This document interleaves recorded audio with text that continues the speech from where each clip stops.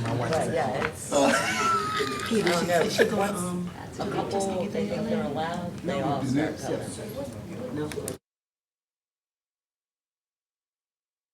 Me too. I can't do it. It's too much. Good afternoon, ladies and gentlemen, and welcome to the City Commission Workshop, May 7th, 2025. I'd like to introduce our city manager and allow him to frame this afternoon's meeting. Yes, Honorable Mayor, Commissioners, thank you for this opportunity. At our last commission meeting, we had a presentation from Rep. Tellis in reference to impact fees. There were discussions that took place amongst the elected officials about our numbers. And so we're going to have the presentation for an update. This is a information meeting where you all can give us your final feedback, that we can bring something back to you all in the next month or so to move this forward if that is the desire of the commission. Also, this broadcast is being recorded, so if anyone was not in attendance, they could listen, get a copy from the clerk's office. And Commissioner May will be absent from the workshop, but she will be at the commission meeting. And so we will allow for Joe to come in and make the presentation and respond to any inquiries you may have. And both of our staff, all of our staff members from police, fire, Public Works, and Natalia, who worked on this this actual study with Rep. Tellis, are here to answer questions that may be a part of their departments. All right. Thank you, Mr. Feature and Commission, for having me again. So we have some updated slides, very similar to what you saw last time. But since the last meeting, we went through and we worked with staff again a little bit. And based on the initial feedback, we pulled a few easy levers that we have available to us in a fee setting process. So primarily what we looked at is adding future cost escalation considerations. That was not fully factored in before. So you'll see our calculations are slightly higher than last time. And we also have the results from the transportation mobility fees that you have updated as well. So I don't really plan on going through every slide again, unless you all have specific questions. And what I'll do is I'll go and I'll kind of hit highlights on each of the fee categories. And then you can either interrupt me on each one if you want to discuss as we go, or when we get towards the end where there's more summary, we can go through questions, feedback, anything like that. So the police impact fees, you have a really, $38 million of investments in police right now based on your fixed asset listing. You have a $21 million police headquarters, and that was constructed in around 2012, I believe. And we have allowances here for 2 additional police substations as your service area continues to expand and grow. And we modeled these costs after a recent project at Grandview for a police substation that was done.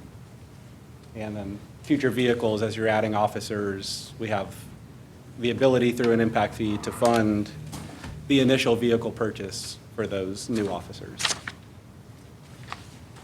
What about the existing officers? Existing officers, any vehicle replacements typically are funded through other available ad valorem or non-ad valorem revenues. The replacement of those vehicles is not going to be driven by growth. Okay. So I'm it's just really new vehicles for new officers. And on a preliminary, so a fee calculation, one thing I'll note is on the existing fees here, you currently have a schedule of fees by square footage ranges for new residential homes. This fee is representative of a 2,000 to 3,000 square foot home on the existing column. We've simplified the fee schedule, so that would be all single-family homes would pay that calculated fee. So you can see it's increasing by about 50% for police on that single-family category.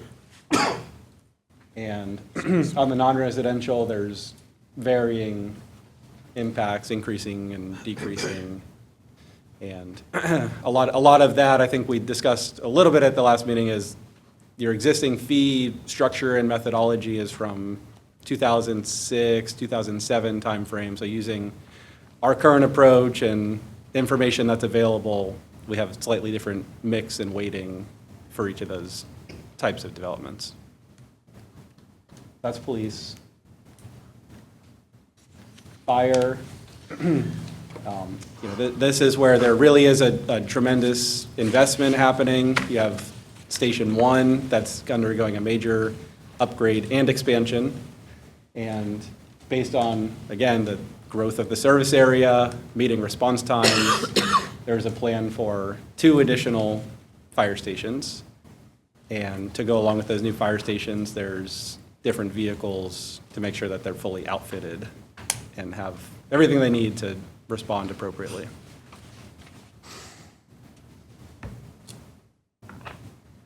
And the fire impact fee, currently the $240, I think if you looked around and compared with other communities, would be very much on the low end at $240. Increasing to $852 is, going to be slightly on the higher end, but there are definitely communities with higher impact fees than that for fire services. So this is really a right sizing based on the investments that you're going to be making in the department.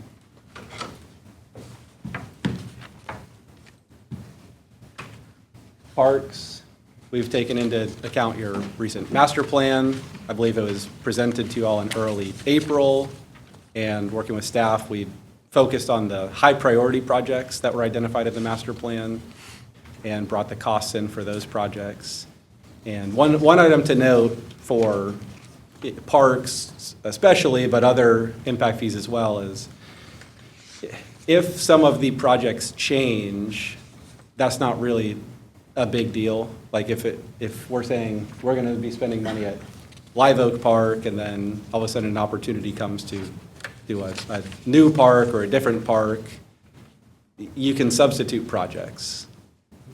If all of a sudden the park plan became significantly larger, much larger scope of investment you were going to make, you may want to come back and look at updating the impact fee again.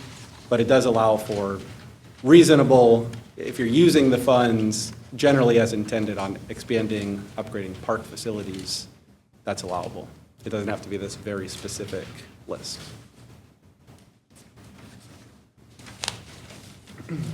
And parks, again, we factored in a little bit of cost escalation that, all these projects are not going to happen today in today's dollars. They're going to happen over the course of 5 or 10 years, and cost for doing projects is consistently increasing. General government, the primary things here are enhancing the municipal complex, expanding for additional staff as the city continues to grow, and the new public works facility, which also is an expansion and major upgrade project. Now, even with these fairly large expenditures, comparing to the fee level that was identified many years ago, you can see that for the residential side, we're about justifying the fees. And then based on cost allocations and weighting, the non-residential is decreasing kind of across the board. So these generally are about staying the same or decreasing. And then transportation, this is the new one that you didn't see at the last meeting.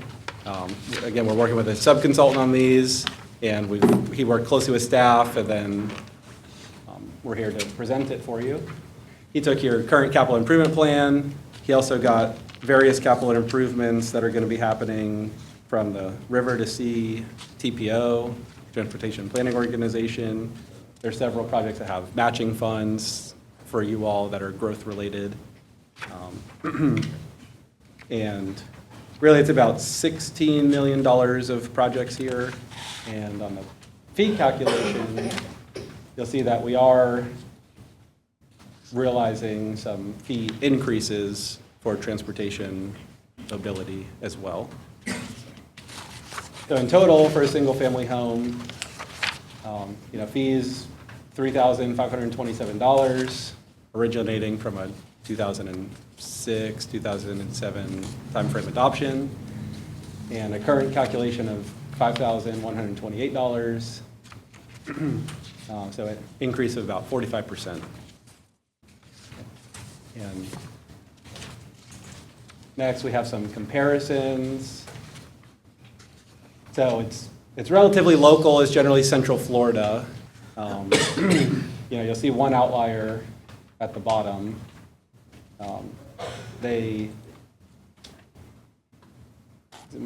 My chart's a little messed up. That gray at the end, that gray is actually transportation mobility impact fees. So St. Cloud just recently adopted about a $14,500 mobility or transportation impact fee that single-family homes will be paying. So, they're on the high end, and you all are, really, even though you're increasing compared to others, you're really in line with where others are charging impact fees. You're kind of going from mid-range to upper mid-range. I don't think that this type of increase all these years later would be of major concern to many people. And then we have the utilities. And for the utilities, you have a pretty significant utility, and doing capital improvements for the water and sewer department, it can be pretty large scale and expensive. So you see some pretty big numbers. Upgrades to the water plants, there's various projects, nearly $60 million. And these are just kind of impact fee eligible large upgrade projects. There is a much larger CIP for renewal and replacement, other types of projects for water and sewer utilities. And wastewater, you see a $100 million treatment plant upgrade project, various lift station, force main upgrades, and then several projects related to water supply and making sure you have sufficient water as you continue growing. So the results here are approximately 25% increases. These fees were updated more recently in the 2020, 2021 timeframe. But as growth has continued and there's been significant changes to the level of cost that it takes to upgrade utility facilities, the result is about a 25% increase. So a local comparison on utility, this is just water, wastewater. You see again, you're very competitive with others. And in total, adding the utility and municipal together, again, same story, you're really very competitive. There's a little bit of right sizing within some of your fees where some are increasing more than others, some are staying about the same. But it's really going to be getting the money in the areas where you need it for investment. So with that, I think maybe Drew wants to say something. Yeah. Don't go too far.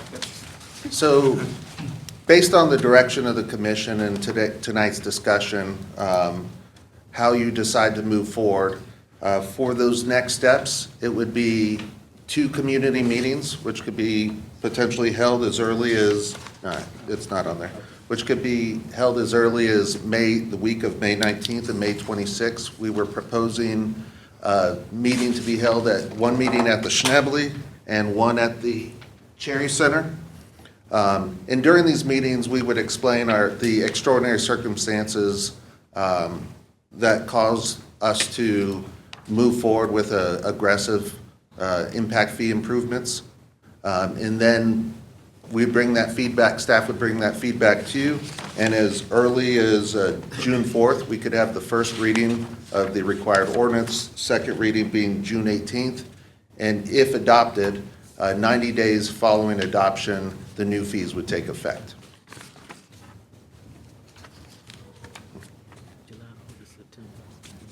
And if you have any questions for us, if not, we'll allow you to deliberate.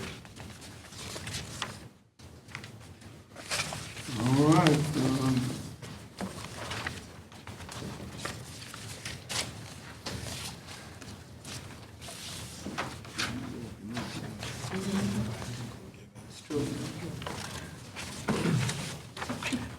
And so as Drew said, it is opportunity to deliberate. We do have to do the required meetings that will be taking place, or if there are any concerns or changes you all want us to evaluate before we bring back the item in June, this is the time.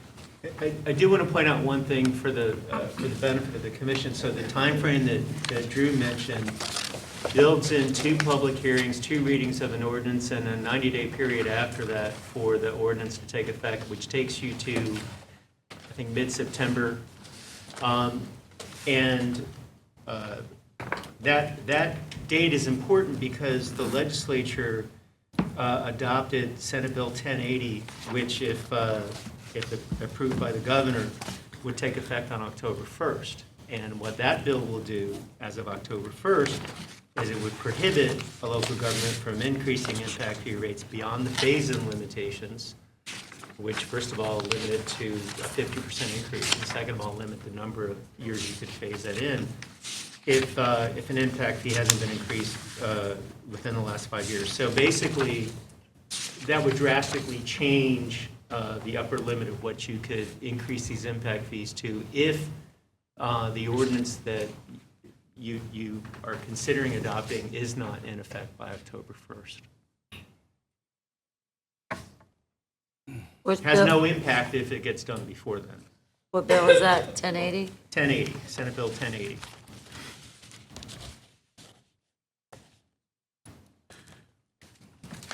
Okay, you have comments? I do. Yes, ma'am. Can someone explain why some of the items have triple-digit percentage increases? Yeah, I mean, find an example. Fire. Yeah. So it's hard to say specifically because I haven't done a detailed evaluation of the 2006 impact fee study. It's pretty old, so I didn't feel that it was extremely relevant. However, basically, the relationship between the costs that were considered in a study then versus the costs that are considered now would be drastically different. You know, for example, we have a couple fire stations factored in the plan based on, you know, New Station 1, that's real. I think you have that under contract for about $29 million. And looking at smaller scale stations for more regional specific, you know, $10 million. Up until even 5 years ago, it was probably half that cost. So the costs have really escalated for providing fire stations, even in vehicles, and that's really materializing in fee calculations, more current fee calculations. Fire specific, again, since that's the largest percentage increase, we've all seen it, no hiding from it. In 2006, the way they crafted the study was different than we're doing it capital needs based to address growth. May have been more statistical analysis in the past. But we look at information such as the cost of a fire truck. In the past 4 years, our $350,000 fire truck, a couple months ago, we bought for $943,000 in such a short period of time.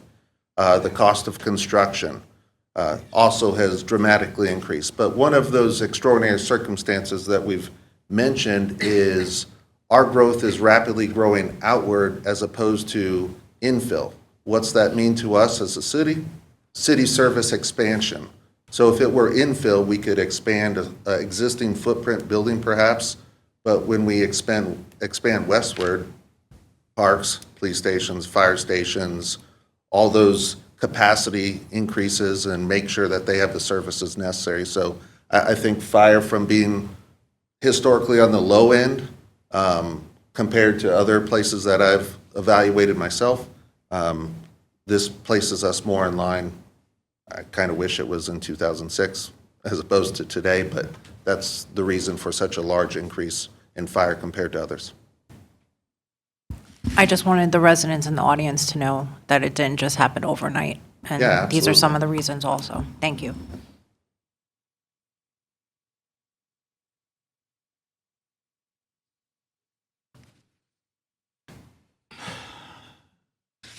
Do we have any other comments from the commission?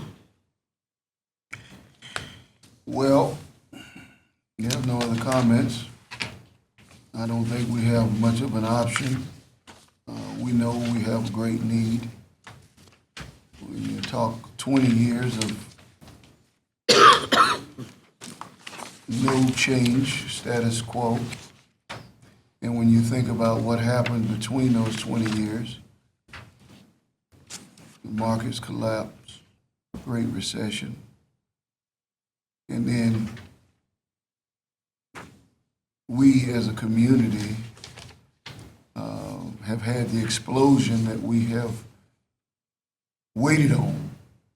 You know, the things that have happened in Daytona Beach, while not perfect, are what most people have waited on for Daytona Beach. When you talk about the western expansion, that was something that, you know, was planned and hopeful 20 some odd years ago, or 30 years ago.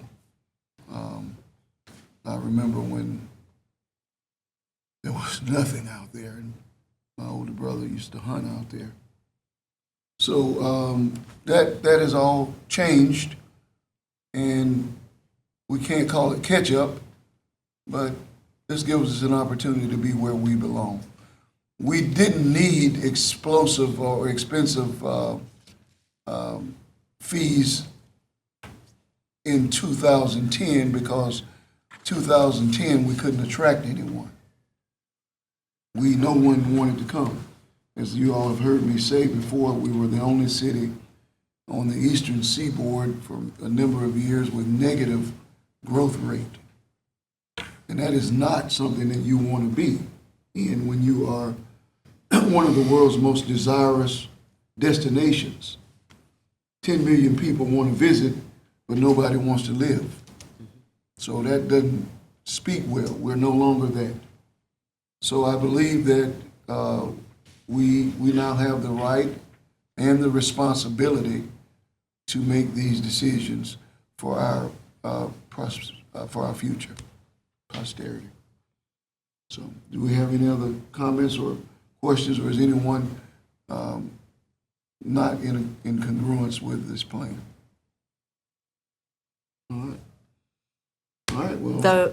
Those meetings that you're going to have on May 19th and May 26th, we'll get input from the businesses and, Yeah. Yeah. We know what they'll say. No. Anything else from staff? Nothing else? Thank you. Thank you for the adjustments and the good work that I know you all are putting into this. We will see everyone at 6 o'clock upstairs. I do. Yeah, Leo's up.